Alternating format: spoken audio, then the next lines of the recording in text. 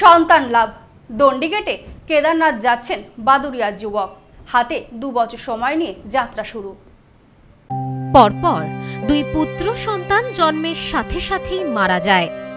বাবা হতে পারছিলেন না বাদুড়িয়ার বাসিন্দা শম্ভু কাহার।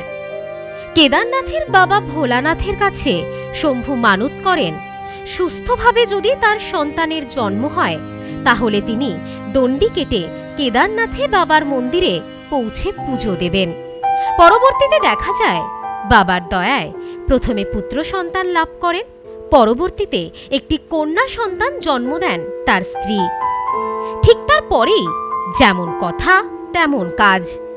চলতি মাসের 10 তারিখ বাদুড়িয়া থানার কেউসা এলাকায় নিজের বাড়ি থেকে দণ্ডি কেটে কেদারনাথের উদ্দেশ্যে যাত্রা শুরু করলেন শম্ভু। মনস্কামনা পূর্ণ হয়েছে, তাই তো এই ঝড় জল বৃষ্টির মধ্যেও দণ্ডি কেটে কেদারনাথের উদ্দেশ্যে যাত্রা শুরু করেন তিনি। প্রায় 2000 কিলোমিটার পথ অতিক্রম করতে সময় লাগবে 2 বছর, এমনটাই জানালেন এই যুবক। হারার মহাদেব, দণ্ডি কেটে যাচ্ছি কেদারনাথ। কিন্তু এটাও কি সম্ভব? কেন, বাবা মহাকালের আশীর্বাদে অবশ্যই সম্ভব হবে। হ্যাঁ, মানসিক আছে, মনে করো শখের ছেলে, ওর জন্যই মানসটা করা। না, ওখানে যাইনি, এখান থেকেই করেছিলাম, মন থেকেই করেছিলাম বাবার, যে আশা পূর্ণ হলে বাবা তোমার কাছে দণ্ডি কেটে যাব। 2000 কিলোমিটার রাস্তা, এবার যতদিন লাগবে ততদিন তো যেতেই হবে। এবার আশা করি যে 2 বছরের মধ্যে কোর্স কমপ্লিট করে দেওয়ার চেষ্টা করব। সহযোগিতা সব দিক থেকেই করছে, কোনো দিক থেকে অসুবিধা হয়নি। মহাদেবের ভক্তরা সবাই আছে রাস্তায়, কোনো চিন্তা হয়নি। উত্তর 24 পরগনা জেলার বাদুড়িয়া থানার কেউসা এলাকার বাসিন্দা বছর 35-এর যুবক শম্ভু কাহার পরিবার পরিজন ছেড়ে একদম একা। সঙ্গী মাত্র একটি ব্যাগ, আর সেই ব্যাগের সঙ্গে ঝুলছে জাতীয় পতাকা আর বাবা ভোলানাথের ছবি আঁকা ধ্বজা।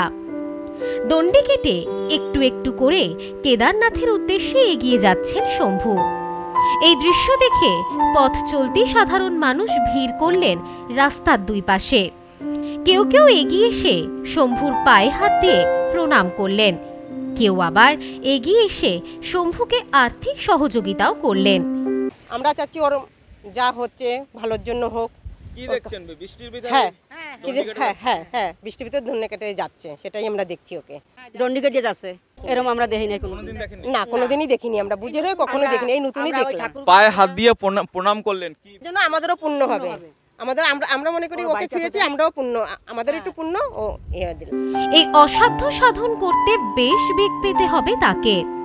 যদিও শম্ভু বলেন বাবা ভোলানাথ সঙ্গে থাকলে সবকিছুই সম্ভব। ইনি কেওসা থেকে গন্তব্যস্থল থেকে বেরিয়েছে, ইনি কেদারনাথ অব্দি যাবে এইভাবে। হ্যাঁ, এইভাবে দণ্ডি কাটতে দণ্ডি কাটতে।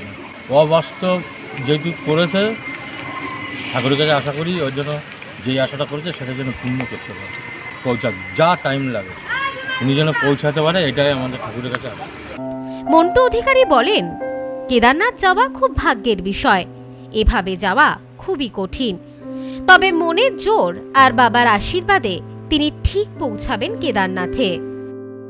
আমিও প্রত্যেক বছর তারকেশ্বর যাই বাবার মাথায় জল ঢালতে। আমি চাই বাবা যেন ওই দাদাকে ভালো মতন কেদারনাথে পৌঁছিয়ে দেয়, এটাই আমরা চাইছি, আশীর্বাদও করছি।